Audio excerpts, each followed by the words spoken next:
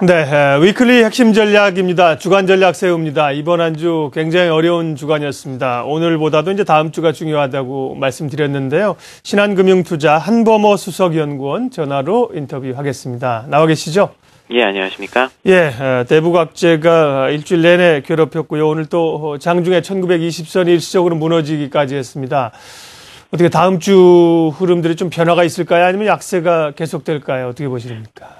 예, 시장 같은 경우에는 부담 요인들이 늘어난 점은 분명하다라고 인정을 해야 될 것 같습니다. 가장 크게 영향이 되는 부분들이 아무래도 외국인들 같은 경우에 순매도세가 지속되고 있는 부분들이 수급적인 측면에서 나타나고 있고요. 그 밑바탕에 깔려 있는 것은 아무래도 엔달러 환율이라든가 여러 가지 환시장의 불확실성이 높아진 측면, 그리고 북한 리스크와 같은 돌발 악재들이 나타나지 않을까에 대한 걱정들이 높아지기 때문으로 여겨지고요. 다만 이제 다음 주 같은 경우에는 이번 주에 환율에 대한 변동성이 일본은행에서 양적 완화를 강력하게 어제 실시를 했기 때문에 환율 변동성 자체가 조금 낮아졌다라는 측면이 다음 주에는 조금 불거지지 않을까라고 생각이 듭니다. 그리고 우리나라 입장에서도 아마 다음 주에는 금융통화위원회가 예정이 되어 있기 때문에 또 다른 측면의 정책적인 대응에 대한 기대감이 다음 주 초반 정도에는 시장에 좀 녹아 들어가지 않을까라고 보고 있습니다. 기본적인 생각으로는 부담 요인이 늘어났다. 근데 추가적으로 돌발 악재가 나타날 가능성도 조금씩은 낮아지고 있다라는 측면으로 초점을 맞췄으면 좋겠고요.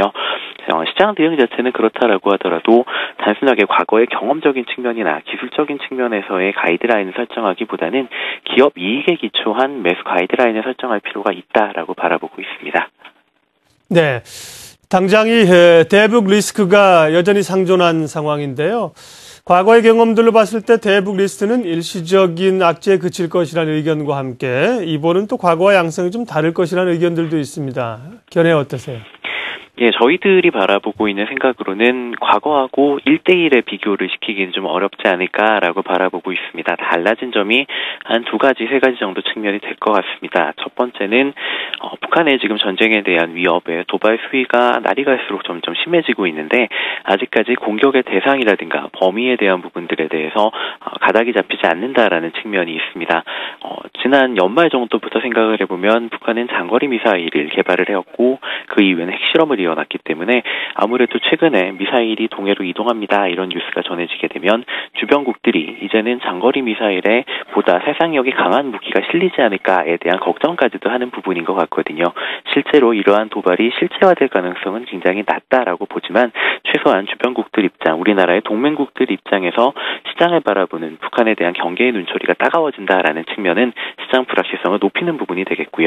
그 반대편에는 북한을 통제해 줄 수 있는 부분들, 예를 들어 중국의 역할과 같은 부분에 대해서 억제력에 대한 부분이 또 의구심이 높아지는 것 같습니다. 새로운 정부가 들어왔는데 아무래도 북한이 됐건 중국이 됐건 무엇인가 말을 듣지 않는 듯한 느낌들이 높아진다라는 측면은 과거와 같은 단선적인 수익률 비교를 실시하기 어렵게 만드는 주된 요인인 것 같습니다. 역시 북한에 대한 이슈 역시도 아무래도 매수 타이밍을 과거에는 북한 이슈가 딱 불거지게 되면 조정 시 적극적인 매수 대응이었다라면 이번에는 사태가 연속성을 좀 띠지 않을까에 대한 걱정을 근간으로 매수 타이밍과 규모 자체를 조금씩 분산해 나가는 대응이 가장 타당하다라고 바라보고 있습니다.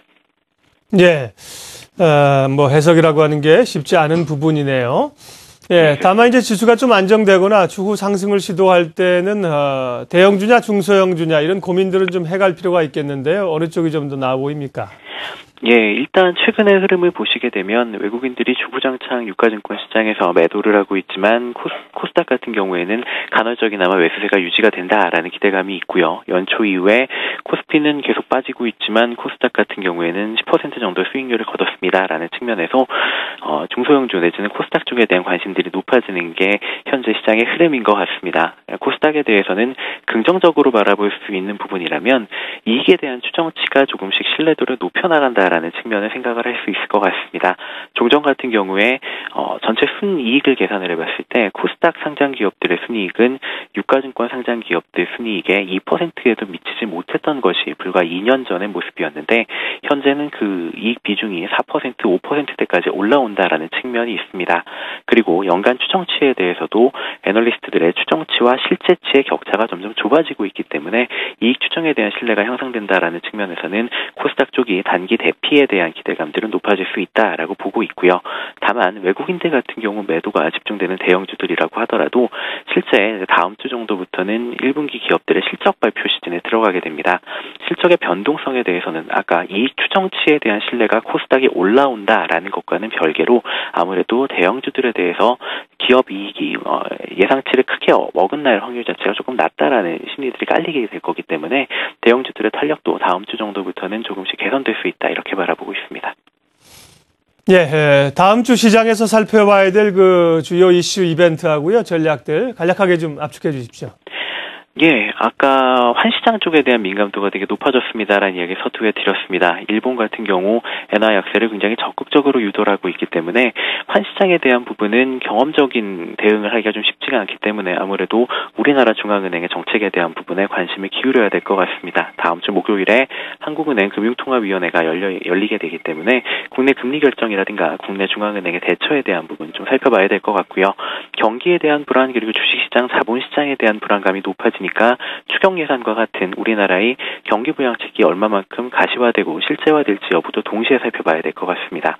또한 기업들의 실적 시즌에 돌입하게 되는데 최근 수급 측면에서 지속적으로 압박 요인인 외국인들 같은 경우 실적을 보게 된 이후에 우리나라 기업들이 냉정하게 과연 비싸냐 싸냐에 대한 평가를 한다라는 측면에서는 다음 주는 세 가지 아까 말씀드린 한국은행의 금리 결정 그리고 경기 부양책의 실제화 여부와 함께 국내 기업들의 실적에 대한 점검들을 다음 주 핵심으로 보셔야 될 것 같습니다.